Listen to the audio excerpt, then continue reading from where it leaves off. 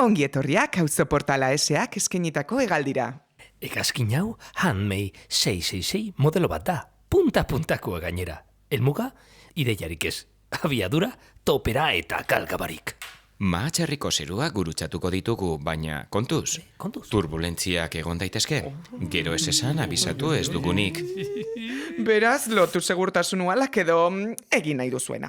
Nonbait dituzuen larrialditako irterak, edo ez, norberak bilatu ditzala. Txaleko eta oxigeno maskariarik ez dago. Beraz, bete zuen birika eta diafragmak airez. Horretarako, barregitea komendatzen dizuegu. Gomendio ona! Adinez txikikoak baldin badaude, lehenik eta behin estali haien belarriak. Hegaldiaren presioak kalte atzera ezinak eragin ditzake. Lehiatietatik ez begiratu, kaosa bakarrik ikusiko duzue. Aireko uinak entzutearekin nahikoa da.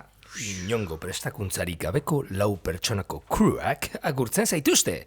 Ahal dugun guztia egingo dugu hegaldi hau ahal bezain galera eta lesio gutxienekin bukatzeko. Espero dugu bidaiaz gozatzea, eta hala ez bada erreklamazioak maukari. Hori. Arrapalak desmontatzen. Cross-check. Check. Magma. Auzo portalkideak. Sua motorean! Bagoaz!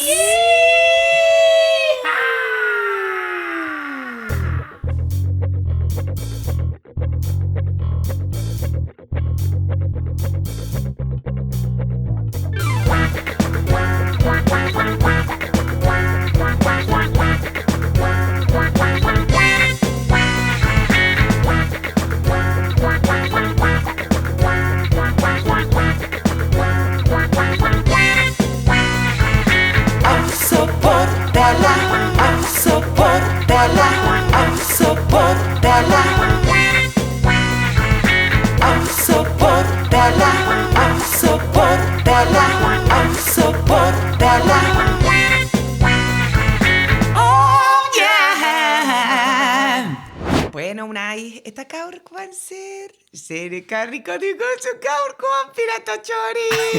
Ostras, aurreko saioaren timbre berbera, eta enfasia eta dana. Gehiagora. Eskerrik asko, hau behar nuen. Bueno, dakizuenez, aurreko saio baten ez dakila, hau zein da? 10. edo zenbatean gaude. Abesti ezagunen zati batzuk jendeak nola aldatzen dituen inguruan hitz egin genuen. Goratzen duzue? Bai. Nik ez, baina, jarri dut eta ia da. Jarri dute 3. edo. Eta bai, hor, artxibotan dago. Ados, adibidez, inoiz ez dut ahaztuko, nire amama Carmenek esaten zuena. Laboaren txoriak txori abestiaren inguruan, ez da? Kapitulo bateri izenburua. Hori da, jarri genion. Hori da, nerea izango zen esan beharrean, nerea izan Jose, esaten zuen.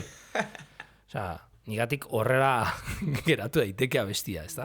Hori gainditzea zaila bada, beste aldaketa batzuk bota genituen hemen.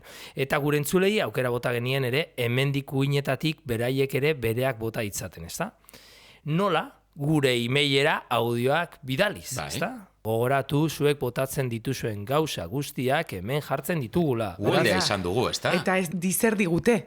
Hori da, kontuz, Hori gino polita. Inoiz baino gehiago, gure emaila edo gure, nola esaten da, sarrera ontzia beteta dago. Ez dago beteta, baina, gustatzen zaitu. Martxan jarri da eta ja kadentzia bat dago, pik-pak, salsita bat dago. Mesuak datoz. Kongak entzuten dira hor, tik, atzetik. Eta beraien audioak orduan jarriko ditugu, batzuk ere, eta polita da esateat, esan beharra daukat, bapatean harrapatu nituenak dira. Ados, hau Sirimide espazioan izan genuen somak kontzertu eta gero grabatu nituen, barkatu fontxo, baina hori, reportariarena egin nuen. Ondo dago. Maizua zuzara. Intrusismo. Nik bakarrik zure aginduak betetzen ditut. Ados, Pikotamendian dagoen harri horretan idatzita dauden. Dekalogoa.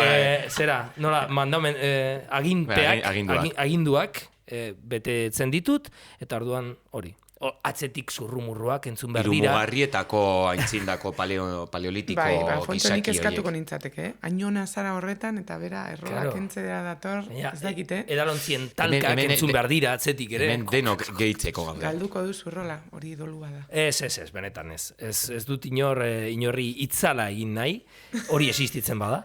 Baina, bueno, beti hori, egia da, hori, zurrumurru bat atzetik dagoela, eta organikoagoa geratzen dela, eta niri hori gustatzen zait, bale? Orduan, esan bezala, abesti bati inoiz esalditxo bat, estribillo bat, edo hitz bat aldatu diozue, eta beti urtez urte horrela abestu duzue, beste norbaitek horrela ez zela esan arte, nik askotan, kontuz, bakoitzaren bertsioa nahiago dut, adibidez, lehen aipatu duan bezala, nire amamaren bertsioa nahiago dut, eta agian zuenak, entzule onak ere, nahiago izango ditugu, edo zer. Organikoagoak direlako. Orain ikusiko dugu. Batzutan igual, kontuz, psikofoniak izan aldira ere, Ez, baina kontuz ez. Benetan dinotxuet. Entzun berri ditut eta orain dakarzkizuet, eta horregatik askok espero zenuten atal honekin nator, Ez okat hemen abestirik, beraz, aldatu abestia, esan, zure modura, buruko korra izan ta ez izan malgua, pikutara bestek esaten dutena, pixka bat, Leonardo Dantes geratu izait. Venga, aurrera. Bueno, beti pentsatu dut, Fermin Muguruzaren La Manifestela, eta dantzadan ez da manifest zala. Eta de hecho joaten ginen manifestazioetara, tatxin, kaletik, dantzan, eta egiten genuen La Manifest. Garai horretan manifestazio pia bat zeuden, aizu. Ainara, zure La Manifestekin geratuko gara, eta pikutara Fermin Muguruzarena. Da Manifest. Da Manifest, yeah. Da Manifest, yeah. Da Manifest, La Manifest, hortik dator. Da Manifest, Guazen bigarrenarekin. Bueno, nire izena Garazi eta Bakuraiaren egun sentian abestian, betiko ez da, ia zer esaten duen, sexu gaba, sexu garra, sexu garra.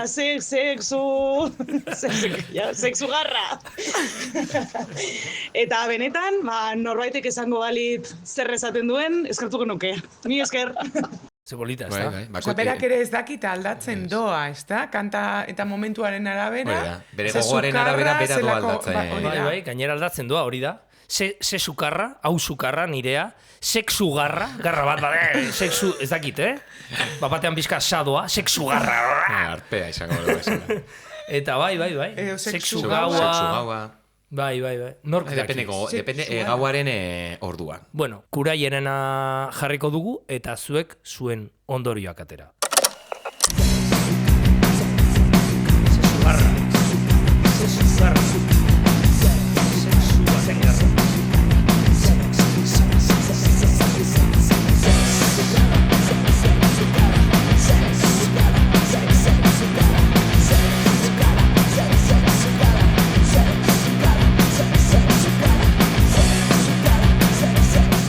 Aupa, hemen Kata Castañosetik. Amaralen toda la noche en la calle abestian, badago momentu bat, esaten duena, dijo un torito en la arena. Eta nik beti, ulertu izan dut, dejó un tordito en la arena. Orduan, claro, 20 berriz errepasatu nuen, eta beti berdin entzuten nuen. Así que, nada, heldu zen momentu bat, asumitu egin nuen, Amaralek hori esaten zuela, eta aurrera. Eta aurrera, Kata, aurrera. Osea, nik nahiago dut, dejo un tordito en la arena. De hecho, seguru kukak ere nahiago duela hori, eta klub horretakoa dela. Eta ematen du Amaralek ez duela gero estaltzen, usten du agerian. Bai. Beste kitar joleak xapaltzeko, gero, ezta? Ze polita, dejo un tordito en la arena. Bueno, hau da Amaralena, baina zuek nik benetan hau beti berbera, Kata bezala, beti entzun izan dut. Dejo un tordito en la arena. Entzungo dugu. Quiero que me quieran, o si me vale que me entiendan. No sé qué pinto yo aquí. Dejo un torito en la arena.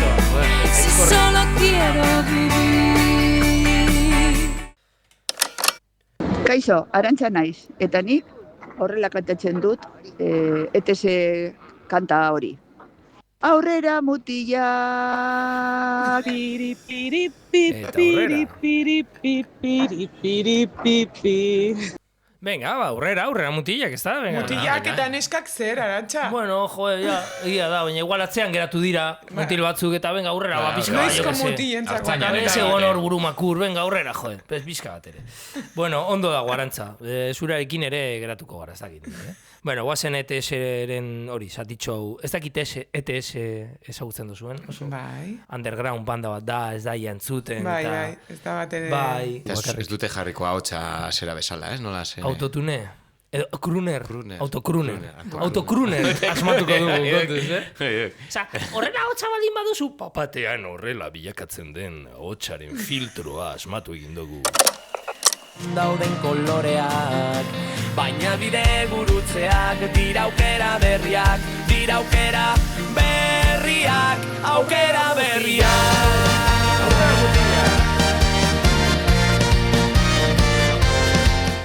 Eta azkenengoarekin goaz, Enekok nire Amama Carmenen antzeko gauza bat ekartzen digulako. Ara goaz. Bale, eneko naz, Bilboko musika eskolan orain dela asko nago, eta lehen zegoen koro batetan euskeraz askok ezakiten, eta ato-atok kantatzerakoan gertatzen zena da gaztainak erre hartien esan beharrean askotzok esaten zutela kastainez errepartian. Argi dago. Ondo, Castaña se repartían, castaña se repartían, txiplin txaplapun. Egia esan eskuzabalak.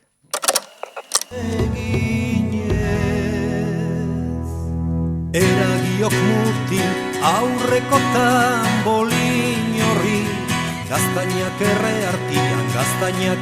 artian, txipli txaplapun. Urteko filmerik zirraragarriena. Zine distopikoaren arribitxia. Zure etxea hotela bilakatzen denean, Hoteland. Toki guztienak daude! Joder, nire etxetik bota naute bed and breakfast bat egiteko. Alde zarretik hasi eta uso guztietara zabaldu dira!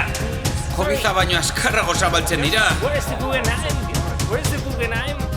Pintxos.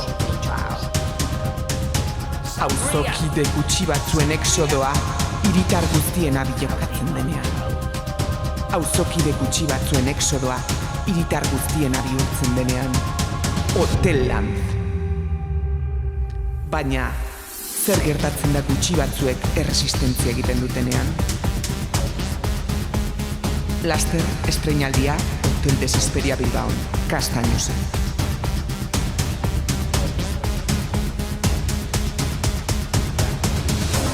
Ostras, pues zinematara joan beharko dugu ikustera, ez da? Krispetak prest dituzue? Hombre, beti, nik krispetak beti eramaten ditut. Naiz eta pelikula independente bat izan, eta isilunea eskatzen duen pelikula bat izan, krispetak hor. Nik eramaten izorratzen. ditut, baina etxetik eramaten ditut gainera. Ah, bueno, vale, Lau claro. boltsen barruan sartuta. Deserosoak diren isilune horiek pelikularenak.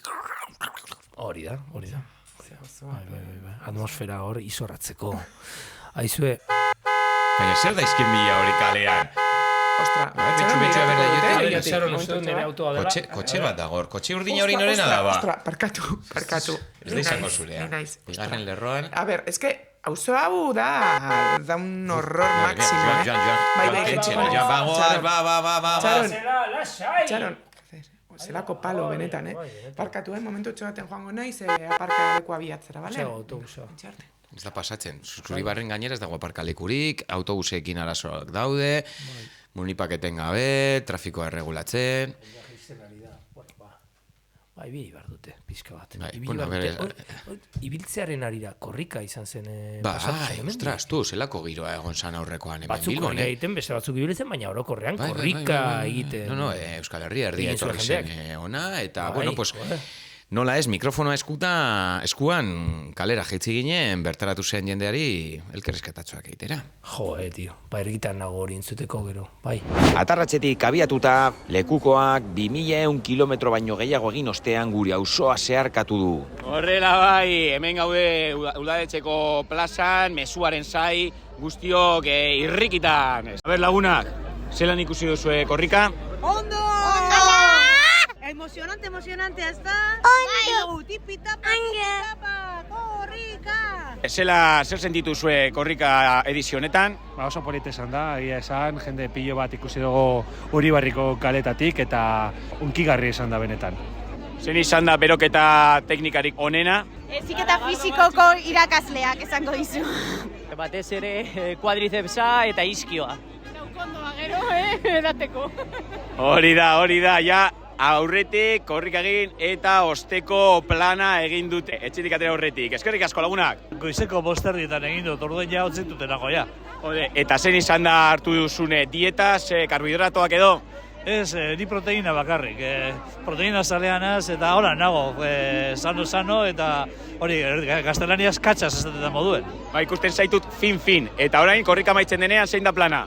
Ba, ezagik, buelta batzuk emon hemendik eta pote pare bat eta etxera. Formal. Ba, zoragarrixa da, unkigarrixa da, eta egizan plazera da Bilbon bukatu izana, ni auzo bezinuan bizi naiz, Santutxun, eta egizan gozamena izan da hemendik ikustia eta gure auzotatik korrika pasekien ikustia.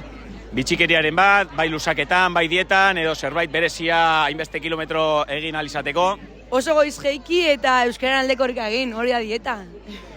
Zirraragarria izan da Bilbon gaur bezalako egun batean hainbeste euskaltzale batera korrika ikustea. Ikusten dut palmera bat daukazula eskutan, hori zer da, karbohidratoak berreskuratzeko edo... Hori da, badakizu azukreak energia extra bat ematen duela pizgarria dela eta honekin atarratzetik onaino etorri naiz. Bikaina, kilometro asko ditu jokalari gazte honek bere izterretan. Eta oraingoan elkarrizketatzaileak Esan du galderak ez dituela erantzungo, baina bai irrintzi bat egingo digula, eman eurre!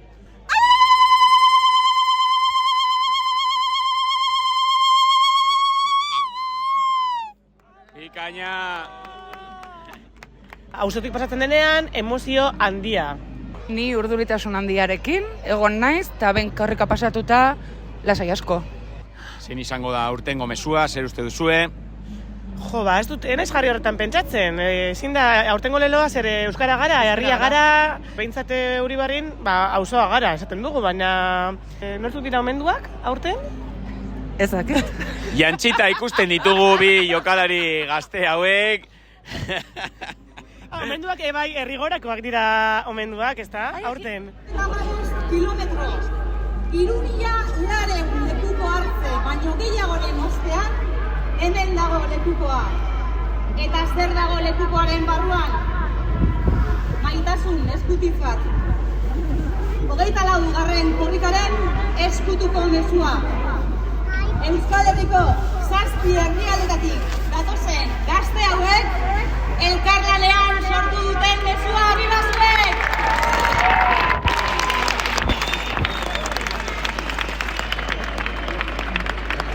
Zer ditu diatzu korrikaren mezua? Esaldi oso politak izan dira eta gustatu zait. Beti bezala unkigarria. Bueno, oso polita izan den nire ustez, Euskal Herriko 7 gaztek, 7 probintzietako gaztek, bideratzean mezu bat azkenean, euskera, eta korrikaren mezua euskara dela azkenean, izan bar dalako gazteok izan bar dugu motorea, orduan oso polita unkigarria, eta bueno, negarra malkoak eta atera zaizkigu askori. Oso unkigarria. Oso unkigarria. Interesgarria, ez da? Jo, azkenean. Beti. Oso ondo egin duzu erreportariarena, Hombre, aspaldiko partez, kuka. Martiako, izen bademora zuen ikusigabe. Aizu, eta zaran beltzaran hori? Badakizue, oporretan ibili naiz. Bueno, gonzara, hartxandan oporretan edo hor? Alicantetik, gero Kaizetik ere bai. Bai, Lisboan ere ibili naiz, badakizue. Txersoarekin ondo ateratzen da. Bai. Libidisboa, deitzen da. Libidisboa. Eta California. California. Horre bilegara egia esan, oso gustora, bai. Egia esan, bai, turismoa egitea penintxulatik ere ez dago txarto ez, gara joan behar, ez dakit nora. Gainera, nik nahiago dut penintxulatik egin, ze behintzat, gaztelaniaz hitz egiten dudanez, komunikatu naiteke. Ingeleraz ere zerbait badakit, Poliglota. Bai, poliglota, polita, naiz. Eta poliedrikoa. Bai. Eta politoxikoa. Hori ez. Eta poliestilenosoa. Eta polikleto batzutan ere filosofikoa jartzen zarenean ere. Eta polipastoarekin. Eta polikiroldegi hori, azten zarenean korrika. Bai, mutilak, nahikoa ez emozionatu hainbeste. Kontua da, gaurkoan gomendio batzuekin atorrela, senyora gomendioekin, bai? Izan ere, asko hausnartzen egon naiz. Badakizuen niri pentsatzea gustatzen zaidala, ez da? Eta, egonez pentsatzen, zenbat maiegu erabiltzen ditugu euskeraz ingeleratik, hartuta. Anglizismoak edo deitzen den hori, ezta? Eta honez pentsatzen, ez da hori, pixkatxo bat arriskutsua, ez zotea ari gara burua galtzen apurtxu bat, ez? Ze, ez dakit, hor badaude hitz batzuk, modan jartzen direnak, eta gero gainera eske, ez dakit, azalpenak behar dituzte, ze adibidez. Ez, adibidez. Zergatik esaten da gaur, runner. Runner, gustoko dut. Runner. Oso askar esaten den gauza bakalako. No, eta emoten dutxo kutxukirolaria. Baina gu hemen korrika egiten, 2 urtean behin egiten dugu korrika adibidez, ez? Eta seksua sari zara? 2 urtean, urtean 2 aldiz egiten badu. Zuzuk? Ze ino, zuzuk, bat ze sorte txarra zurea, kariño. Ez, euskaldun guztiona, nik esango. Bidaiatu behar da gehiago, nahi. Aiene, benetan gaixua. Bueno, baina, linago, futin, esaten zitzaion. Futin. Bai, futin baina... Seksua zari zara berriro? Barkatu, jo. Niri ez etorri zikinkeria nazkagarriekin, unai? Niri ez etorri, badakit gaztea zarela, Baina, ni orain hitz egiten ari naiz. Eta sexuari buruz hitz egingo dudanean, sexuari buruz hitz egingo du. Eta kakaren inguran hitz egingo dudanean, kaka. Baina orain, beste badagaia orduan, mesedez, gazte, zentratu, Eskerrik asko gaztea. Zentratu. Fokoa mantendu. Ondo?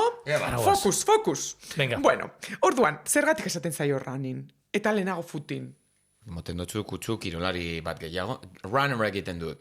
Orduan, ja ematen du, sarela pro. Eta gainera bilbotaro. Eta pro. Zergatik pro. Bueno, pro ez da ingelerakoa behintzadat, ez da? Bueno. Ez da, aurrizki. Pro, pre, post. Pro. Baina kutrea da aldi berean. Ja, pro. Bueno, eta gero, beste batzuk, adibidez. Gaur egun zergatik, joan behar dut krema bat erostera, eta galdetziate zein den nire skinkerra. Edo skincare rutin. Hori ez nuen ezagutzen, skincare? Hori nik ezagutzen nuen adibidez aurretik. Skincare eta txotxokar ezagutzen ditut. Baina zergatik ezaio esaten zaintza eta punto. Skincare kasilla. Ze izen polita zaintza. Esango dugu, zaintza. Aurpegia zaindu, azala zaindu. Zala zaindu. Hori ere azpolita. Kenduarekin. Bai. Eta gero, zergatik esaten zaio. Holan, ideiek aitzari. Brainstorming. Hori gorratu dut. Zergatik esaten zaio, garuna garune ekaitza. Askoz politagoa da ideia ekaitza. Egia, arrazoi osoa. Zergatik ez dugu erabiltzen gurea ideia ekaitza. Bueno, eta beste bat. Zelan esango zenukete zuek adibidez, influencer. Influencer. Euskaraz. Gomendatu entzulei, beste hitz bat. Txolopito. Leloa. A ber, ni apur bat influenzerra banaiz, baina... Gaztea izan da influencer guztiek, ez diat ematen inorako rollo honik. Orduan zelan dituko zituzke? Agian kuka ingelesez esaten duzuna ematen du profesionalago zarela, ez? Hori da arazoa. Baina euskaraz? Sentsua dauka. Eta gainera Bilbon badaukagu egia esan da rollito hori, ez da? Gauzak ingeles esateko, ingeles asko etorri ziren... Octavia, flyer, esaten zaio gaur egun. Gaina eske Octaviak eskura emateko dira bai batzutan, ez? Ez bakarrik egan egiteko eta lurrean bukatzeko dana. Ez? Ordan flyer. Octavia bueno, hemen, laguntzak deitzen. Bueno, eta zenbatek flyer hoiekin ez dituzten paperezko egaskinak egin. Eta gero beste badago. Benetan, badaukadala, buruan sartuta. Ze aurrekoan lagun batekin joan nintzen, Lisboara oporretan, eta komentatu zian, berak daukala crush bat. Crush? Zer da, talka bat edo? Eta hori pentsatu nuenik. Eta zer da hori? crash bat, edo ez dakit, edo apurketa zaintxoren bat apurtuta ipurtzulo inguruan, almorran adeitzen den hoietako bat, edo horrelako zerbait, zer da crash? Zer da? Zer da bakuka? Ba, esan zian dela, holan bere, amodio, betiko, amodio edo, beti desiatu duen pertsona bat, hori dela crash bat. Zure crasha... Amodio platonikoa edo... Holako zerbait, bai. Falling in love. Hori da. Falling in love. Segundo. Sugar daddy. Crash bat daukat. Sugar daddy, eta sugar daddy. Crash bat daukat, bai. Bai, eta bai, hori da. Eta crash bat, zergatik ez zaio esaten, bihotzeko azukre koskorra. Ze polita. Ostras, bueno, bai. Bihotzeko azukre koskorra. Ja, baina hori... Koskorra txistukari holan, koskorra. Baina hori esaten bukatzen duzunean, ja crasha joan egin da. Baina zuk ez duzu uste pertsona horrek merezi duela zure denbora. Bere izen horrek edo... Egia da. Crasha edo bihotzeko azukre koskor hori kontemplatiboa izan behar da. Eta hoan egon behar da, bihotzeko azukre koskorra esaten duzunaren zera, bukatu arte. Bitartean. Eta azukre esan daitela crash egiten duena. Eta lagunari esate jozu belarria, bitu hor dago nire crasha, ez esate jozu. Hor dago nire bihotzeko azukre koskorra, eta berak irakurriko ditu zure Espainiak. Hostias. Eta hori da nire teknika, pixkatxu bat, ereiteko. Enteratzea, hor dagoela, bihotzeko azukre koskorra. Eta bere begi ninia ere dilatatu. Hori da. Bueno, eta aurrera. Hori asko gertatzen da Bilbon gabetan. Bihotzeko azukre koskorra, bai, bihotzeko azukre koskor hori hor dagoenean, zuk euki behar duzu nola baiteko look edo outfit egoki bat. Baiz, look, janskera eta piura polita. Ta punto. Eleganti, dottore. Janskera eta piura polita. Litxura. Look, outfit. Bai. Eski benetan, niri kostatu zaite mundu honetan sartzea. Ez da erraza. Mundu honetan sartzea eta guztia ulertzea, baina ezkin nire lagunek askok ez dute ulertzen. Zeri buruz ari den jendartea. Eta gu ere bagara jendartea, bale? Orduan hori. Orduan nik horregatik eman nahi diot, jendarte honi nire atzera elikadura edo esaten den moduan feedbacka. Bitxo.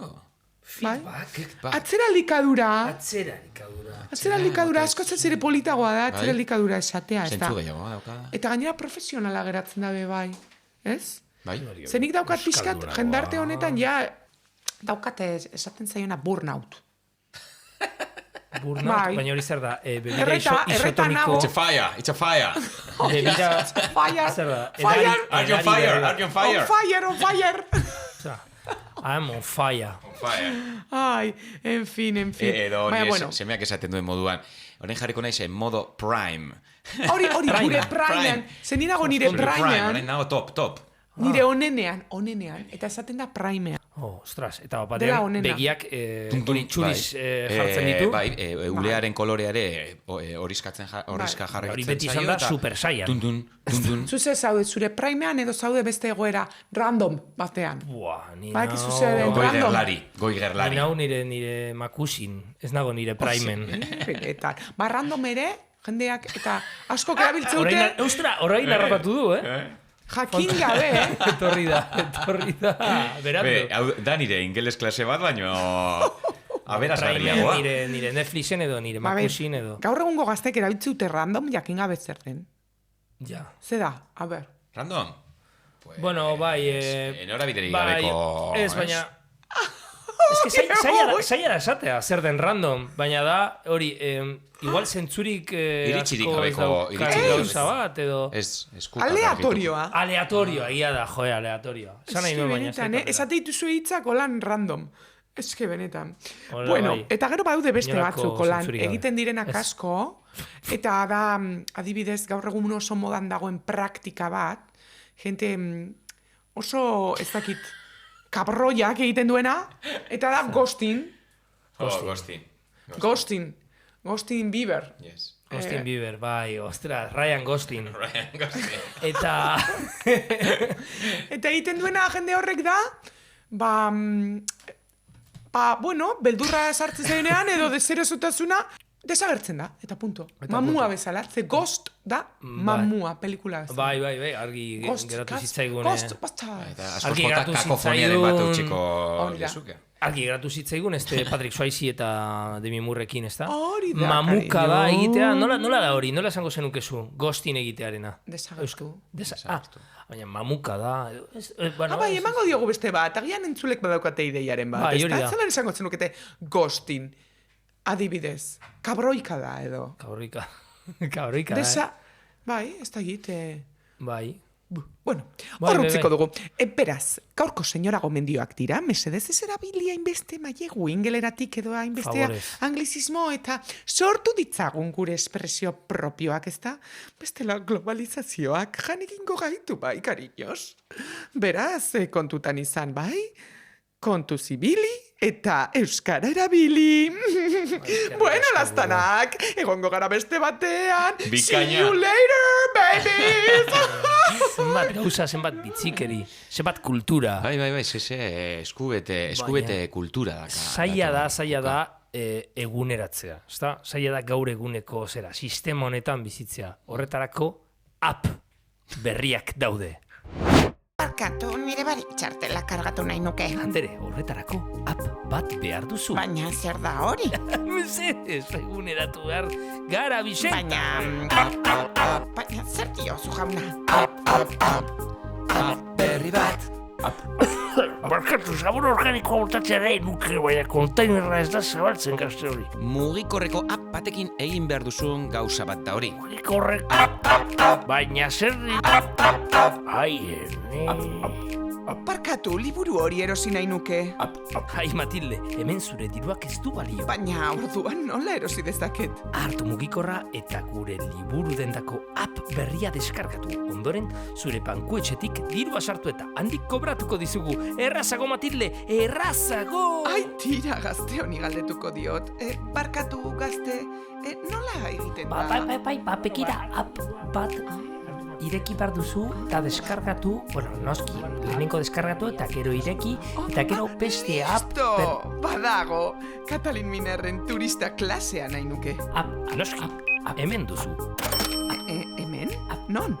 Zure mugikorrean kargatu egin dizugu, gure app berrian irakurri dezazun, azkarrago eta errezago matiteko! Bizitza errazteko, app berri bat, denbora eskatzeko, app berri bat, app berri bat, app berri bat. Badakizue aurrekoan postu pila bat egon zidela auzoan, ez? Eta horren erdian sartu zinen ere? Baita ere. Ostras. Erdiaroko nire mozorroa hartu nuen, vale? Nire egurrezko espata,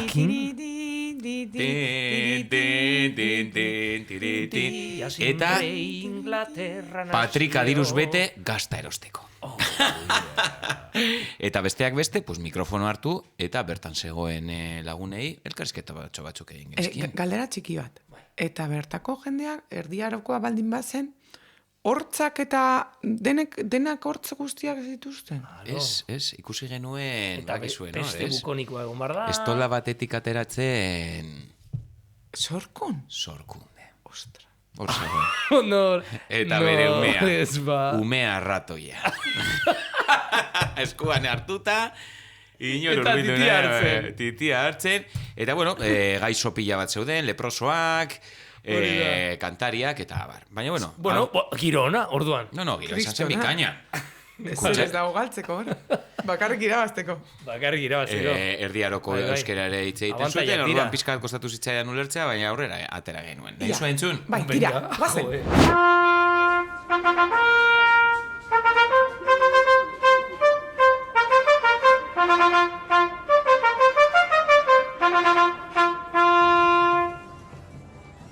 Auzoa berritzen Uribarriko merkatarien elkarteak antolatuta, aurtengo erdiaroko merkatura hurbildu gara.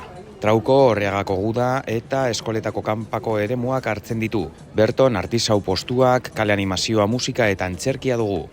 Parte hartzen ari diren artisau eta giroan murgiltzera bertaratu diren bizilagun batzuekin berba egiteko aukera izango dugu. Hemen gaude lagun batekin, Zurbaramarrikoa. Giroa urtero bezala polita, gertatu izan dena, guraldiak ez dabala laguntzen, eta, erosi dugu zeo zer, belarritako batzuk oso politak eskuz eginak, ametik gara produktuak dastatzen, gaztata, eta, giro polita ederra. Gehien gustatzen jatana, bada giroa, sortzen den giroa, partekatzeko momentu polita ederra da, eta hori, ez da. Oso, eskerrik asko. Bueno, hemen daukagu Begoñako bizilagun bat. Beitu, egia da azkeneko urteetan etorri garela, eta gustau jaku, egia da lehenengo partea ikusi eta pentsatu izan dugula zala urtero ikusten den gauza bera, ez? Baina bigarren zatitzo horregaz, gehitu daben zatitzo horregaz, egia da asko gustatu jakula, eta zelan antolatu da ben, eta ikuskizunak eta polito dau, gustau jaku.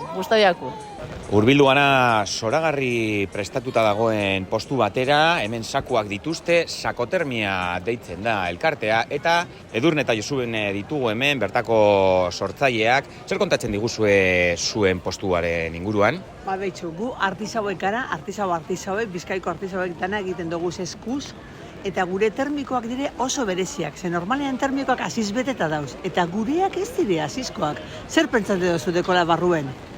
Lumak. Lumak? Lumak. Guriek deko egurre. Egurre? Deko olibo egurre. Kalitatea handikoa. Eta gero erabiltzen dugu dana ekologikoa, tela ekologikoak, labanda ekologikoa. Deko guz gauza politxek. Eta gainera mota askotakoak, zapatilek, begietarako antifazak, garrikoak. Da ikusteko modukoa. Pues eskerrik asko zuen hitzengatik. Mi esker eta animo. Zebei, venga.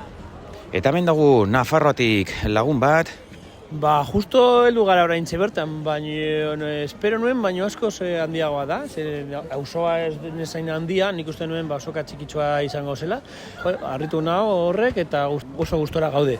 Eta gehien gustatu zaidana, ni nagusia naizenez eta niri jan eta edateko postutxoak gehien gustatzen zaidana da. Momentu oso ondo pasatzen ari gara. Bai, ez da Edurne? Bai. Pasatu dira hemendik pertsonai batzuk, gauza ezberdinak egiten, eta ondira umeekin hitz egiten eta dantzan egiten, eta hori jarraitu ditugu postuz postu, joan gara beraien atzetik, eta ikusi du merkatu guztia. Eta orain gaude itxaroten, agertzen den hemen dantza vertikala egingo duen artista, egongo gara hemen goiz pasa. Lagunak, eta hemen daukagu Zorioneko harri naturalaken postuan dagoen emakumea saltzen. Kontatu eguzu, zer saltzen duzue eta zelan ikusten duzue auzoko giroa? Auzoko giroan nahiko polita izan da. Esango nauke 8 bat edo, emango hori jakitun atzo denbora oso kaskarra auke ginula. Eta, gu saltzen dugu mineralak, harriak, sanatzeko, badau jente asko sinesten duela, sanaketan, beste batzuk bakarri polita direzelako, eta apur bat anetatiko guze, bai harriak, arrakadak, kolganteak, pizkat anetatikeko gu. Eskakizun arrarorik izan duzue azoka honetan? Doa dana moduan, esaten dana por modas. Ni gehien sinesten dudana da zungitan asko laguntzen du, energia negatiboak ere kentzean ditu, osasuna mailan laguntzen du, zungitan deko fede handia, baina beste batzuk igual aukingo da horie, matistan edo, mila harri dauzen alez, edo zeinetan. Eskerrik asko. Venga, zauri. Vale, pues hau izan da, guztia. Elkarrizketa oso ona. Nire asko gustatzen zaizkit zure elkarrizketak. Nire gustatzen zait jakitea, auzokideek, hori, espero uste eta dana. Eta oraingoan, Andoren gomendio musikal bat datorkigu. Esan behar dizugu Ando, Sorkunek idatzi indigula e-mail bat, eta esan digula, Adur musika taldeari edo, esateko, abesti asko gustatu zitzaiola, eta bere ustetan izenburua izan behar dela magma. Kaskas. Beraz, aurrera. Pam, pam, pam, pam. Eta intro kutre horren ostean musika sekzioaren gomendio txikia dator. Eta zuekin gaur gure gomendioa izango da pop rock talde bat, Bizkaikoa. Beraiek dira Somak. Eta bere abeslariarekin egon gara eta audio bat bidali digu. Beraz, berarekin utziko zaituztegu eta berak azalduko digu inor baino beto taldearen nondik norakoak. Zuekin Somak! Somak talde bizkaitarra da, 2024an sortu zen, Unai Ibañez, Eneko Alaba, Eneko Diez eta Aizea Larrosa ditukide, baina egia da, bai beste pertsona batzuk pasatu egin direla proiektutik, haien artean Entzi eta York auzokoak, edo behintzat proiektuaren hastapenetan, behintzat bai esan aldegula bertan egon direla oso presente. Iaz, 2025an gure lehengo lan laburra atera genuen, 3 kantez osatuta, ilun argitu. Eta aurten atera berri dugu beste dizka bat gehiago, 6 kantez osatuta, Lekuko bakarrak izenpean. Gure estiloa gehien bat pop rock musika dela esan daiteke, baina etiketa handirik gabe ere, azken finean etengabeko eraldaketan eta berrikuntzan gaude, astero geratzen gara, eta sortzea gustatzen zaigu orduan, etengabe esperimentu berrien bidez, gure estilo apur bat aldatuz doa. Zuek entzun, eta zuek baloratu, ia ze iruditzen zaizuen, ze estilo, ze kanta gustatzen zaizuen gehien bat, komendatzen dizuet diska berri honetako Paradisoa kanta, edo gure singela eskuz-esku. Baina entzun denak eta zuek esango diguzu ere aurrez zein nahiago duzuen.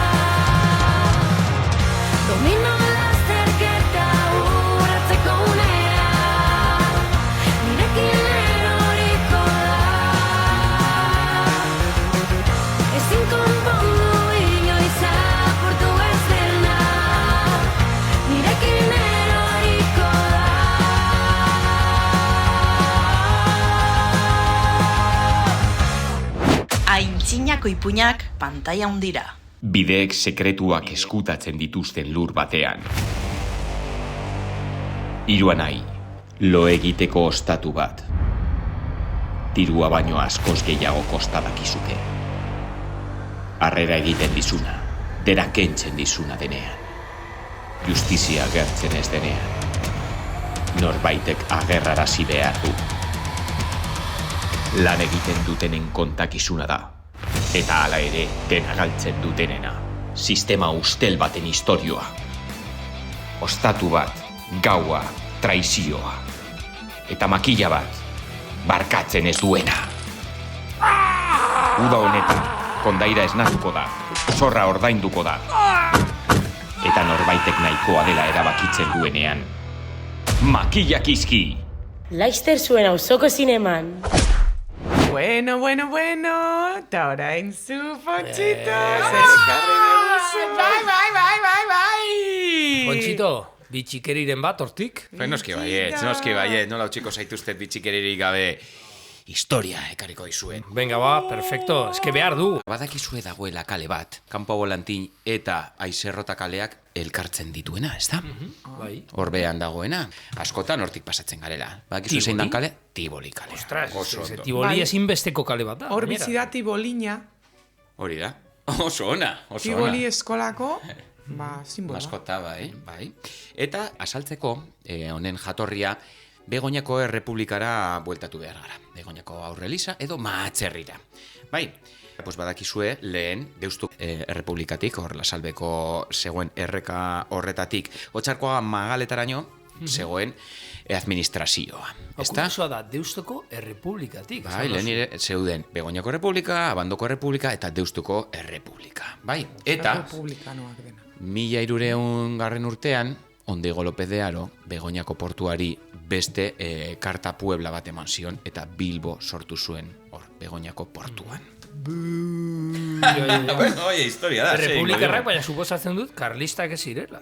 Eze historikoki Errepublikarra baldin mazera. Bilbo liberala zen, eta Begoña karlista. Hori esango nukenik. Baita ere, ni ez naiz historialaria eta segurazki hankasartzeak egingo ditudanez, gure posta elektronikoari egin diezaio zuen mezu kritikoak nik esandakoren zerbait zuzena ez baldin bada. Historialaririk entzulen artean, mesedez? Bueno, eta bueltatuko gara. Begoñako aurre eliza horretara, mahatsak ugariak ziren eta txakolina zen motore ekonomikoa, bale? Hemen egiten zen txakolina, txakolindegiak zeuden baserrietan, eta bertan saltzen zena, pues, bazen bertako motore ekonomikoa, ez? Bakizuen nola deitzen zen mahatserriko biztanlegoari? Mahatserritarrak? Ez? Txikiteroak. Ez, esango txuet, mahatsorriak. Ui. Bale? Begoñako Errepublika horren biztanleak mahatsorriak. Mahatsorriak gara orduan. Eta kudeaketa administratibo horren berri badaukagu 11 edo 12 mende hasiera, bale? Hor kokatzen da lehenengo referentziak Begoñakoak, bale? Venga, eta bueltatuz, lehen aipatu dudan kale horren izena, Tiboli izena, ez da izen euskalduna, egiten du erreferentzia 18. mendeetako Italian zeuden paseo lujosoak, burgesak, pues bazegoen hor hartzandako magalean kokatutako etxe bat bere lorategiekin eta hori zen Tiboli etxea. Handik ekarria, karo, Italiatik ekarria estilo hori, zeren Bilbon sartu zen industria, pues hori, dirua, orduan burgesak afinkatu ziren. Eta kanpoaldean Bilboko estrarradioan, adi, kokatzen zen haien udako etxeak, eta haien artean Tiboliko etxe hori zegoen. Tiboli orduan, zeda, Italiatik ekarritako etxe estilo aberatxe o burgues bat? Ez dakite estilokoa zen, baina Villa del Este eta Villa Adriana, hori esan dudan bezala, hortik ekarritako izena, han zeuden burgues italiar batzuk, edo, bueno, kontaktua izan zutenak, jarri zioten izen hori. Bale, ja, lurreratu dago, eraitzitago dago eraikina, ez? Bueno, pues hor kokatzen da, bale? Zergatik Bilbo zen hain aberatsa edo potentea ekonomikoki, Karta Puebla emonostean, hortik pasatu behar ziren merkataritza bideak. Orduan, ze pasatzen da merkataritza aduana? Peajeak. Orduan, Bilbon usten zuten dirua pasatzen ziren merkatariak. Bilboko populazioa harin handitu egin zen, eta mahatserri honetan, Begoñako Errepublika honetan, oraindik zeuden txakolinak, baserriak, eta esen hainbeste handitu. Bilbo peaje bezala. Eta hor iritsi ziren gaixotasuna. Hori da. Pues etxe hau, 19. mende hasieratik, 19. bukaera arte dokumentatuta dago, bale? Venga, eta hori ventilao, ja. Bai, jarraituko dugu. Zer pasatzen da? Bilbo txiki geratzen zela. Bale? Orduan behar zituen bere mugak zabaldu. Populazioa oso handitua zegoen, eta famatuak dira anexio gogoak, ez? Lehenengo anexioa lortzen da 1870an, eta hartzen du Atxuriko zatia, eta justo Kastaños eta Kristo kaleak, bale? 1870an. Espansio honekin, ezer egiten dute Bilbo zeukan hiltegia, bale? Bilbok hiriaren erdian, lehen hiltegiaren kalea zena, gero Banco de España kalea, lehen hor gaztetxe bat egon zala bere garaian, oin 40 urte beteko dela, hor zegoen hiltegia. Zer pasatzen da, populazio handitua zegoen, horrek sortzen zuen osasun arazoak. Orduan, Bilboko periferiara atera nahi izan zuten hiltegia. Hor hasi ziren gaixotasunak. Orduan hor bai. Ez baina bat ziren. Sorkunderes familia hor... Eta azkenean ez... Gaixotasunak zabaldu egin ziren, baina ja gaixotasunak baziren hor hiltegi horretan, ez da suposatzen dut sartuta. Gaixoak bai. Gaixotasunekin suposatzen dut. Hori da. Eta anexio horrekin 1877an Tiboli kalean jarri zuten Tiboliko hiltegia. Horrek ekonomia bultzatu egin zuen Uribarrin. Aurrean bageneukan txakoli bat, bakizuen zer txakolin? Batakon txakolina. Dekonari kendu eta ez dekonari emon. Hori da, Bizkaiko pirata horren familiarena sana. Eta baita ere, 1877an trena ailegatu zitzaigun Matikoko geltokira, Eta handitzen joan zen populazioa, Moraza plaza sortu egin zen, hortik ere bideak ateratzen ziren Bizkaiko puntu ezberdinetara. Eta hor eroski jarri zuten. Etorkizunean, bai. Bueno, eta hiltegi hau, hemen daukat, 1946an kendu zuten, vale? Eta Zorrozara eraman zuten. Baita ere, aipagarria Tiboli kalean, orain eskolak dauden tokiaren aurrean, txokolate fabrika bat zegoela. Txobil, Chocolates de Bilbao. Eta, badakizuen horrena zen... Ze aldean, Tiboli aldean, noski. Justo eskolaren aurrean. Hor zegoen Txobil, txokolate fabrika, Jose Antonio Agirre, lehendakari ohiaren sendiarena. Bere familiak, 1928an sortu zuen txokolate fabrika hori. Eta bueno, besteak beste, horrela joan zen aurrera, eta 1924an, Primo de Rivera, dictadura. Justo kontrakoa.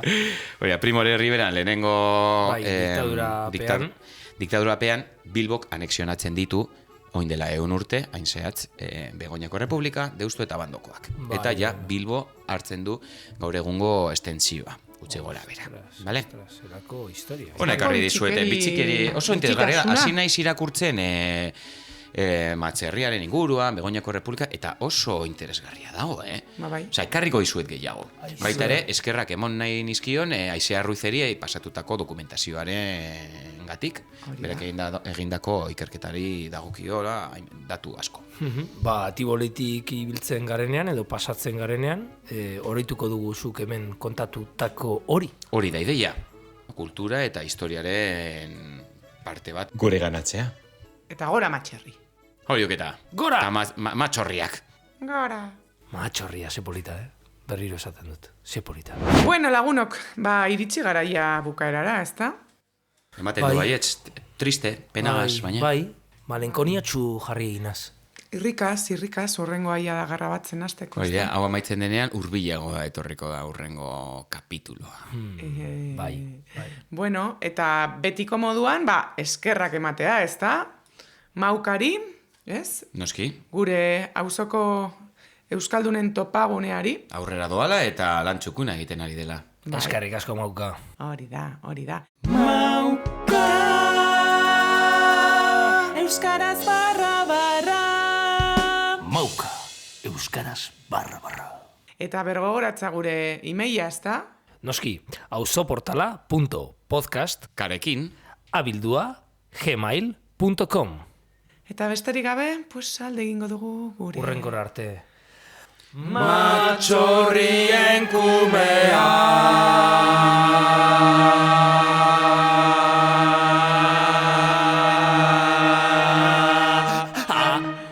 Bedenkatuak.